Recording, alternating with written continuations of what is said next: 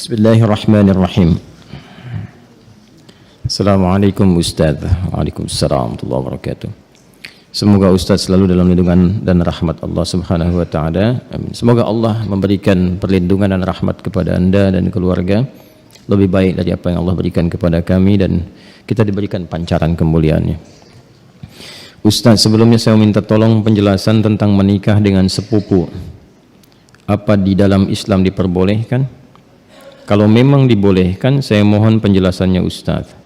Karena saya ada berhubungan dengan sepupu.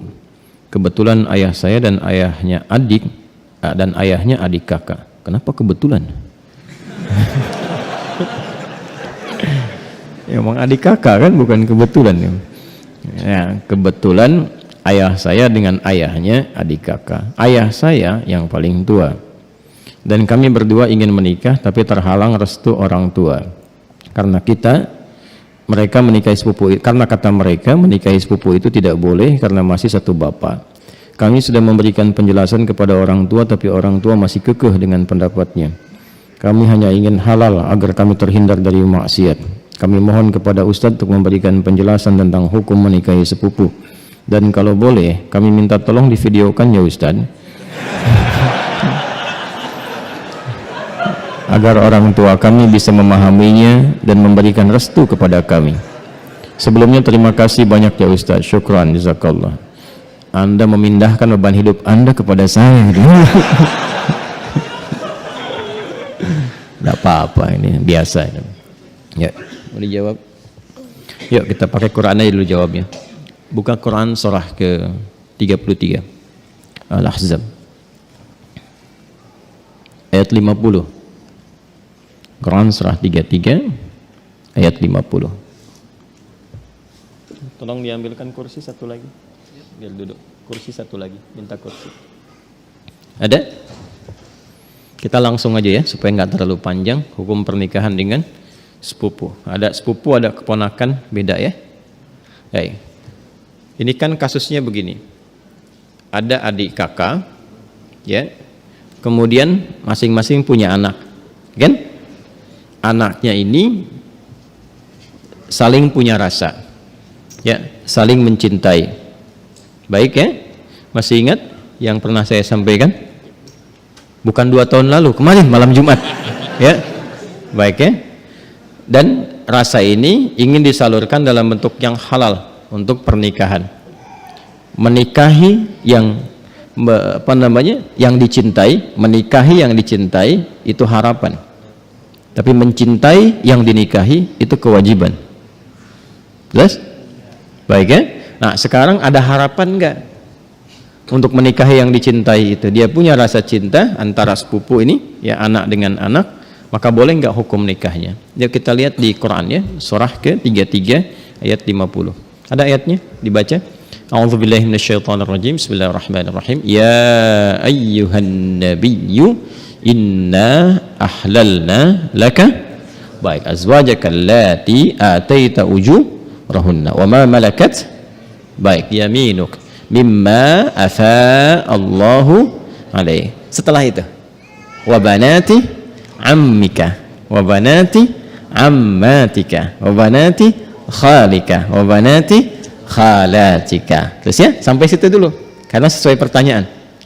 Baik kan? Wa mar'atan mu'minatan in wahabat nafsaha lin nabi ya. Nah, itu nanti diteruskan ayatnya kemudian. Yuk kita lihat. Saya berdiri sebentar untuk menggambarkan dulu ya sejenak. Wahai Nabi sallallahu alaihi wasallam, dengan keagunganku kata Allah, dihalalkan bagimu untuk menikahi perempuan-perempuan yang kualifikasinya dibenarkan secara agama. Terus ya? Sepanjang engkau siapkan pula, ya, mahar yang engkau siapkan, kemudian juga dibolehkan dengan kualifikasi-kualifikasi tertentu. Jadi dalam pernikahan itu ada yang tidak diperkenankan menikah, ada yang dibolehkan menikah. Nanti yang tidak diperkenankan diantaranya di ayat ke-23 surah keempat itu, surah An-Nisa ayat 23. Ayo yang jomblo fisabilillah tuh dituliskan dulu itu ya, ada berapa kualifikasi itu. Nanti kalau cari-cari jodoh jangan memaksa pada yang itu Ya, itu yang tidak boleh. Hurrimat 'alaikum ummahatukum. Ibumu nggak boleh. Ya kan? Kemudian juga saudarimu nggak boleh. Ya kan? Nanti ada kualifikasinya sampai dengan yang ke bawahnya, ya. Atau kurang lebih ada 11 yang disebutkan di situ. Itu yang tidak diperkenankan. Nanti ayat 12-nya sebagai tambahan. Jadi yang ayat 23 itu yang disebut dengan mahram. Ayat 24-nya istri orang. Jadi kalau sudah jadi istri orang jangan dipaksa, ya. Paham? Baik, termasuk nanti ada hadis sahih di Al-Bukhari dan Muslim, hati-hati bergaul juga dengan ipar. Ya, karena itu bisa menanamkan panah-panah setan, ya, menghadirkan dalam jiwa itu benih-benih seperti rasa suka. Itu hati-hati, bisa jadi pengantarnya curhat. Ya, lama-lama hilang gitu. Nah, itu yang dipersoalan, ya. Saya tidak ingin lompat terlalu jauh, kita kembalikan. Nah, itu yang dilarang, yang tidak diperkenankan. Yang boleh siapa saja dari jalur kekerabatan. Ya, di An-Nisa ayat 23, ibu nggak boleh, bibi nggak boleh, gitu kan? Bibi, kemudian baik itu dari pihak ibu ataupun dari pihak ayah. Ya, kemudian saudari nggak boleh, sepersusuan nggak boleh, gitu kan? Menantu nggak boleh, ya. Kemudian nanti ada anak-anak bawaan juga dari istri yang dinikahi, itu nggak boleh. Menyatukan, ya, adik kakak itu nggak boleh. Baik, istri orang itu nggak boleh. Di luar itu yang boleh apa? Ya. Di luar itu yang boleh apa? Teruskan. Satu, kalau dari jalur kekerabatan yang paling dekat, anak paman. Baik, ya. Obanati ammika. Anak paman berarti sepupu kan? Ya kan? Baik. Ini saya sebut kakek sajalah. Ya. Kakek punya anak kan? Ya. Ini A, ini B. Ini anaknya laki-laki, ini laki-laki juga. Oke? Sudah. Ini ayah lah ya, untuk memudahkan. Ini bapak.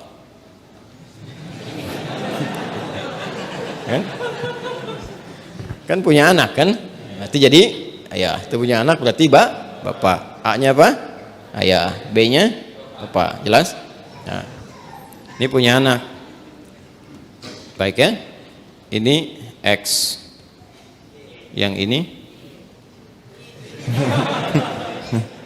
ya kan? Ini Y. Baik. Yang ini perempuan Y. Yeti misalnya kan? Ya. Ini Safi. Ya. Kalau dia punya anak beberapa, misalnya Safi, Messi, misalnya siapa lagi ke bawah, misal. Laki-laki, ini perempuan. Nah, ini sepupuan kan? Ini kan? Ya, halo? Ini dengan ini sepupu ya? Baik. Nah, ini Yeti dengan Safi ada rasa saling mencintai. Ingat, mencintai dengan menyukai itu berbeda. Suka semua bisa disukai, tapi tidak setiap yang disukai itu harus mencintai. Jelas ya? Baik. Sama dengan begini, tak kenal maka tak bukan ta'aruf. Ya. Karena tidak harus yang dikenali itu disayangi. Anda kenal istri tetangga, apakah harus sayang padanya? Tidak kan? Paham ya? Baik. Jadi kenal itu tidak harus sayang. Halo, paham? Nah, tapi kita menyukai siapapun harus suka dalam konteks kebaikan, tapi tidak selalu yang disukai itu harus dicintai. Cinta itu diikat dengan nilai-nilai yang baik. Karena itu bagus pertanyaannya, ingin tahu rambu-rambu agama supaya tidak keluar dari nilai-nilai itu, supaya tidak masuk dalam jerat-jerat setan. Apa hukumnya kemudian kalau ini ingin menikah dengan ini? Ini ada anak paman nih. Ini kan kesini paman kan? Ya kan? Ini ada anak pamannya nih, anak pamannya. Apa hukumnya kalau saya ingin menikah dengan anak paman? Maka dijawablah kemudian di Al-Ahzab tadi di ayat yang ke-50. Wa banati ammika wa banati ammatika. Ya, wa banati khalika wa banati khalatika. Am itu paman dari ayah. Khal paman dari ibu. Ammah, ammatun, ya, itu bibi dari ayah. Jadi ayah misalnya punya saudari perempuan, bibi kan? Ya. Baik, ibu kan punya juga ya, saudari ya. Nah, dari ibu itu disebut dengan khalun dan khalatun, dari ayah disebut ammun dan ammatun. Jelas? Baik. Jadi hukumnya kalau ingin menikah antar sepupu boleh-boleh saja karena ini bukan mahram. Ya. Jelas? Sampai sini boleh. Kalau ditanya apakah boleh menikah antar sepupu? Boleh. Sepanjang tidak ada sebab-sebab lain yang mengharamkan itu. Apa sebab-sebab yang lain? Ini hukum asalnya boleh. Tapi nanti ada sebab-sebab lain yang menjadikan terlarang. Misal, ini hukum asal boleh, tapi ternyata ibunya Safi misalnya saat Safi lahir, ASINya macet. Maka minta kepada ibunya Yeti untuk bisa di-share ASINya. Ya kan? Halo? Ada yang salah? Huh? Share, like, and comment, ya kan? Baik. Kalau ini kemudian mendapatkan ASI yang sama dari ibunya Yeti, ya, sini ada ibu misalnya, jadi saudari atau saudara sepersusuan, dia walaupun sama-sama sepupu tidak menjadikan keduanya boleh menikah karena ada hubungan mahram birradha'ah. Tapi kalau di luar itu aman misalnya, bukan saudara atau saudari sepersusuan dan tidak ada faktor-faktor lain yang menjadikan ini terhambat, maka boleh-boleh saja, tidak ada masalah di situ. Jelas? Sekalipun ada kebolehan, tapi tetap ditempuh dengan cara yang terhormat. Ya, jadi tidak boleh misalnya kawin lari, capek, sambil lari nikah gitu kan? Tidak, jangan. Tetap sekarang cari cara untuk memahamkan dengan cara yang baik dan bermohon kepada Allah. Kalau memang diniatkan ibadah, niat ibadah dengan cara yang benar, dengan cara yang baik, sifatnya nanti akan dibimbing oleh Allah dengan cara yang baik. Ada doanya. Untuk melembutkan hati orang tua misalnya, ditampakkan nilai-nilai kebaikan. Jadi kalau ada penolakan dengan karakter, dibalas dulu dengan akhlak. Biasanya akhlak itu melembutkan hati. Ya, Anda misalnya datang kepada ibu, ibu nolak, nggak usah yang itulah, cari yang lain misalnya kan. Dan Anda merasa itu baik buat Anda misalnya, taat dulu aja pada ibu, jangan dibantah dulu. Nggak usah pakai tapi walaupun meskipun, udah. Ya, taati saja dulu. Begitu Anda taati baik, lalu tampakkan nilai-nilai kebaikan, doa sampai lembut hatinya. Ya, demikian calon pasangan juga nanti mendoakan juga, memberikan akhlak yang baik. Ketika kelembutan itu ada, maka cara kita kemudian berkomunikasi akan berbeda dan hasilnya tidak sama dengan yang pertama. Paham sampai sini? Baik. Jadi jangan bergantung ya yang bertanya pada video ini untuk dibawa kepada orang tua. Ya. Ini jawaban Ustadz Adi misalnya, tidak ya.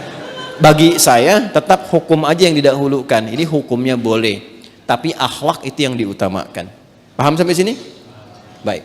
Nah, supaya tidak keliru memahami, kalau kita teruskan itu ada kalimat khalisatan laka min dunil mu'minin. Ada kekhususan untukmu. Teruskan ayatnya ya, teruskan ayatnya. Yang berlaku khusus selain bagi orang-orang beriman yang lain dari kalangan umatmu. Itu yang dimaksudkan itu yang sebelum ayat itu, yaitu setiap perempuan yang menyerahkan dirinya untuk dinikahi. Itu kekhususan bagi Nabi SAW. Ya, jadi ada sifat yang spesial bagi Nabi ketika berhijrah. Ada di antara sahabat-sahabat mulia beliau itu yang kemudian meninggal dunia, meninggalkan anak-anaknya, ada istri dan keluarganya. Ya, kemudian Nabi diperintahkan oleh Allah Subhanahu wa taala bagi perempuan-perempuan tertentu khusus, jika Nabi meridainya, akhlaknya, kemuliaannya, kebaikannya, support untuk dakwahnya, dan dia datang untuk menyerahkan dirinya untuk dinikahi, boleh-boleh saja, silahkan gitu kan. Atau perempuan-perempuan umum, dalam arti bukan yang telah bersuami ditinggal, meninggal dunia, ya, yang masih status single dan sebagainya, yang Nabi ridai kualifikasinya boleh dinikahi. Sedangkan dalam standarnya kan mesti ada wali kan. Nah, kalau bagi Nabi itu khusus. Ya, bagi Nabi khusus, tidak berlaku umum. Jadi nanti harus pandai baca-baca ayat. Ada yang khusus untuk Nabi, ada yang umum berlaku untuk umatnya. Di ayat ini ada dua kualifikasi. Ada yang umum sifatnya seperti menikah antar sepupu itu, ada yang khusus sifatnya seperti perempuan yang datang sendirinya untuk minta dinikahi. Jadi nggak boleh misalnya ada ustadz, ada dari akhwat datang, ustadz silahkan nikahi saya. Ya, misalnya kan, tuh. Walinya mana? Nggak apa-apa, saya jadikan Allah sebagai wali saya. Dia, nah itu nggak boleh. Paham ya? Itu nggak boleh hukumnya. Jelas? Nah, itu diantara yang ditemukan. Karena ini ada kisah kenapa ayat ini turun. Salah satunya kisah Sayyidah Maimunah Al-Ansariyah. Ya, ada kisah menyebutkan demikian. Ada kisah menyatakan Zainab Al-Ansariyah datang kepada Nabi sallallahu alaihi wasallam menyerahkan diri beliau untuk dinikahi. Jika memang ada nilai-nilai kebaikan yang bisa disupportkan untuk dakwah Nabi, maka direspon dengan turunnya ayat ini. Itu yang disebutkan oleh Imam Ibnu Jarir At-Tabari dalam tafsirnya, ya, tafsir At-Tabari atau Jami' Al-Quran di jilid yang ke-12 halaman 29.